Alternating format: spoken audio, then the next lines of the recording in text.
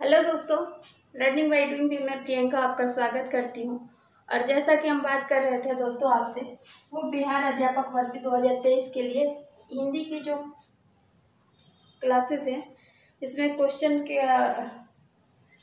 75 numbers के जो question हैं उनसे संबंधित बात कर रहे थे। और हिंदी में हमारा क्लास ये जो तीसरा है, जिसमें हम आपसे बात करने वाले हैं दोस्तों हिंदी के वर्णों का उनके उच्चारण स्थान के आधार पर वर्गीकरण करेंगे। ठीक है, तो सबसे पहले हम बात करेंगे कंठ्य वर्ण। कंठ्य वर्ण का मतलब होता है कि जो कंठ से आए। ठीक है, यानी जिन वर्णों का उच्चारण कंठ से होता है उसे कंठ्य वर्ण कहते हैं। इसके अंतर्गत कौन कौन से स्वर के वर्ण होते हैं और उसके अलावा कौन से व्यंजन के वर्ण होते हैं उनके बारे में हम समझेंगे। ठीक है, तो स्वर की बात कर रहे हैं तो आता है अ, आ, जो कि स्वर के अंतर्गत आता है। और इसके अलावा आपके आता है क, ख, ग, घ, अंग। ठीक है, अगर आपसे क्वेश्चन पूछे कि कंठ वर्ण से कौन से व्यंजन के वर्ण जो है उच्चारण होते हैं, तो वो होता है क, ख, ग, घ, अंग।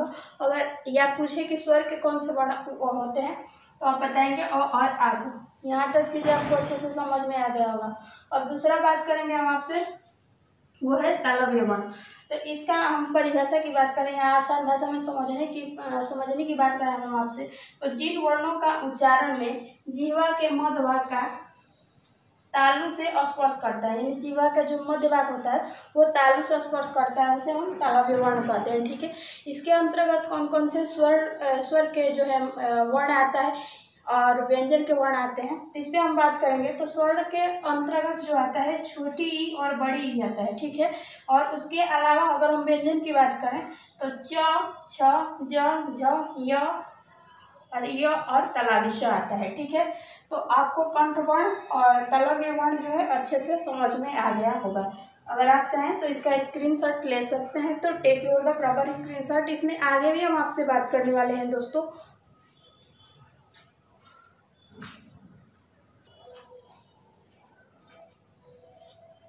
तो आगे हम बात करने वाले हैं आपसे, वो दोस्तों वो है मूर्धन्य वर्ण। तो इसका होता है कि जिन वर्णों के उच्चारण में मूर्धा से होती है उसे मूर्धन्य वर्ण कहते हैं। इसके अंतर्गत कौन कौन से स्वर और व्यंजन के वर्ण आते हैं, तो आपका री आता है। इसके अलावा ट, ठ, ड, ढ, ड़, र और पेटकटी सब व्यंजन के अंतर्गत आते हैं दोस्तों। ठीक है, तो मूर्धन्य व्यंजन वर्ण जो है आपको समझ में आ गया होगा। अगला है आपके सामने, वो है दंत्य वर्ण। इसकी बारे में हम समझे आपसे, समझने की बात करें आपसे दोस्तों, वो होता है कि जिन वर्णों का उच्चारण से जिह्वा का अग्रभाग दंत से स्पर्श करता हो उसे दंत्य वर्ण कहते हैं। इसके अंतर्गत कौन कौन से वर्ण आते हैं दोस्तों, तो वो आता है रि, त, थ, द, न और ल और स आता है। ठीक है, तो ये चीज भी आपको अच्छे से समझ में आ गया हो। आगे है ओष्ठी वर्ण। इसकी बात करें हम आपसे, तो जिन वर्णों का उच्चारण में दोनों ओठ जो है दोस्तों स्पर्श करते हैं उन्हें हम ओष्ठ वर्ण कहते हैं। इसके अंतर्गत कौन कौन से स्वर के जो है वर्ण आते हैं और व्यंजन के वर्ण आते हैं, तो स्वर के अंतर्गत छोटा ऊ और बड़ा ऊ आता है। और इसके अलावा प, ब, भ, म ये व्यंजन के वर्ण होते हैं। ठीक है, तो यहाँ तक चीजें आपको अच्छे से समझ में आ गया होगा, तो आप इसका स्क्रीनशॉट ले लीजिए। आगे और इसमें हम आपसे बात करें दोस्तों, फटाफट इसका स्क्रीनशॉट ले लीजिए।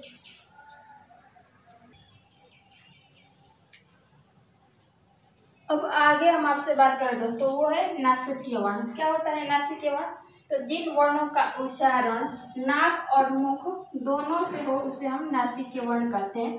इसके अंतर्गत कौन से जो है दोस्तों स्वर और व्यंजन के वर्ण आते हैं, तो एक होता है अंग, उसके अलावा ये है अंग, य, अड़, न और म आता है। ठीक है, उसके बाद हम बात करेंगे आपसे, वो है कंठ तालव्य वर्ण। ठीक है, इसके बारे में हम आपसे बात करें तो जिन वर्णों का उच्चारण कंठ तथा तालु दोनों के सहयोग से होता है उसे कंठ तालव्य वर्ण कहते हैं। इसके अंतर्गत कौन कौन से स्वर के जो है वर्ण आते हैं, तो वो आता है ए और ऐ आता है। ठीक है, अगला है कंठोष्ठ्य वर्ण। इसका बारे में हम बात करें दोस्तों, इसके बारे में, तो जिन वर्णों का उच्चारण कंठ और ओष्ठ दोनों से होता हो उसे हम कंठोष्ठ वर्ण कहते हैं, जैसे ओ और औ का। ठीक है, तो ये चीज़ आपको अच्छे से समझ में आ गया हो तो इसका स्क्रीनशॉट ले लीजिए। इसमें आगे और हम बात करें आपसे दोस्तों, देखिए कंसेप्ट अच्छे से आपका क्लियर हो जाएगा दोस्तों, कहीं से भी एक भी क्वेश्चन आपके नहीं छूटेंगे। अब आगे हम आपसे बात करें दोस्तों, वो है दंतोष्ठ वर्ण। इसके बारे में हम आपसे चर्चा करें तो जिन वर्णों का उच्चारण दंत तथा ओष्ठ दोनों के सहयोग से होता है उसे हम दंतोष्ठ वर्ण कहते हैं। वो कौन सा व्यंजन का वर्ण है, तो वो आपका व है। ठीक है, इसके अलावा हम आपसे बात करें दोस्तों, वो है वतस्य वर्ण। तो इसके बारे में बात करें हम आपसे, तो जिन अरबी फारसी वर्णों के उच्चारण ऊपरे वाले मसूड़ों के कठोरतम भाग से होता है उसे वतस्य वर्ण कहते हैं। इसके अंतर्गत व्यंजन के कौन कौन से वर्ण आते हैं, वो आता है फ और ज। ठीक है, आगे बात करें थोड़े से हम और आगे चले तो वो होता है जिह्वा मूलक वर्ण।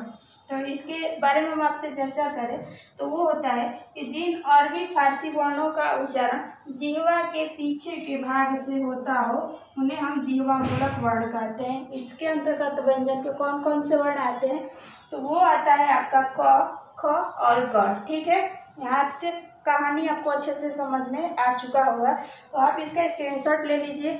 और आगे हम बात करें आपसे इसी क्रम में, एक भी जो है दोस्तों आपके प्रश्न नहीं छूटेगा एग्जाम में, इसको देखते हुए हमने सब चीज़ों को मेंशन कर रखा है।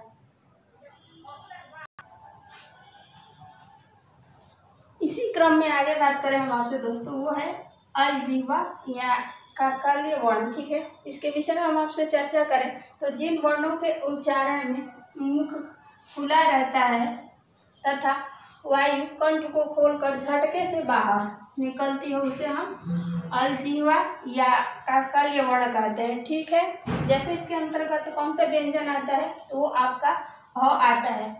अब हम एक वन लाइन में अगर दोस्तों आपसे बात करें तो वर्णों के उच्चारण स्थान की तालिका, हम एक वन लाइन में बात करें आपसे तो जैसे कि कंठ या कंठ वर्ण से जो निकलते हैं दोस्तों स्वर के वर्ण, वो होता है अ, आ, क, ख, ग, घ, अंग और विसर्ग आता है। ठीक है, इसके अलावा अगर हम बात करें दोस्तों आपसे, जैसे कि तालु यानी तालव्य वर्ण से कौन कौन से स्वर के वर्ण और व्यंजन के वर्ण निकलता है, तो वो है छोटी ई, बड़ी ई, च, छ, ज, झ, य और तालव्य श आता है। ठीक है, आगे हम बात करें आपसे दोस्तों मूर्धन्य से या मूर्धन्य या मूर्धा से, तो इससे स्वर के जो वर्ण निकलते हैं वो री निकलता है। इसके अलावा त, थ, ड, ढ, अड़, र और पेटकट्टी से निकलता है। ठीक है, आगे बात करें दंत या दंत वर्ण से, तो इससे निकलता है री,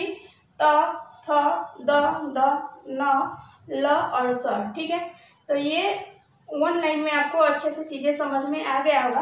आगे भी हम और भी चीज़ें इस वन लाइन में इसको लेके आएंगे जो अभी तक हमने आपके साथ डिस्कशन की।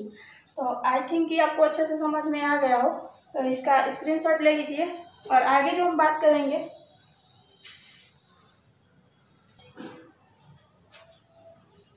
आगे बात करें हम आपसे दोस्तों, वो है ओष्ठ या ओष्ठ वर्ण से जो आने वाले जो है दोस्तों आपके वर्ण स्वर और व्यंजन के, वो होता है छोटा ऊ, बड़ा ऊ, प, फ, ब, भ, म होता है। ठीक है, आगे हम बात करें नासिका या नासिकीय वर्ण से, तो वो आपका आ जाता है अंग। ठीक है, अंग, य, अंग, य, ड़, न और म आता है। ठीक है, या कंठ तालव्य की वर्ण की बात करें तो इसके अंतर्गत कौन कौन से वर्ण आते हैं, तो वो आता है ए और ए आता है। ठीक है, आगे बात करें कंठोष्ठ से, तो वो आपके आता है ओ और अव आता है, अ आता है। ठीक है, दंतोष्ठ की बात करें या दंतोष्ठ के, तो इसके अंतर्गत जो व्यंजन का वर्ण आता है वो आता है आपके। ठीक है, आगे है स्वर यंत्र या अलजिह्वा वर्ण की बात करें तो इसके अंतर्गत जो है दोस्तों वो ह आता है। ठीक है, तो हमने दोस्तों आपके एक एक रूल और उसके से संबंधित नियम आपको चर्चा की। उसके अलावा हमने वन लाइन में आपको ये शॉर्ट दी आई थिंक ये भी चीज़ आपको अच्छे से समझ में आ गया हो। आपको मेरे वीडियो पसंद आए तो मेरे चैनल को लाइक शेयर और सब्सक्राइब जरूर करें। आप जिससे भी कनेक्टेड हो, आपके फ्रेंड्स कलिंग्स यार, उनके यहाँ आप हमारे वीडियो शेयर करें ताकि इस कंटेंट का प्रॉफिट उनको भी मिल सके। फिर मिलेंगे नेक्स्ट वीडियो के साथ। आज की वीडियो यहीं तक दोस्तों, फिर मिलेंगे नेक्स्ट वीडियो के साथ और नए टॉपिक के साथ। तब तक के लिए धन्यवाद।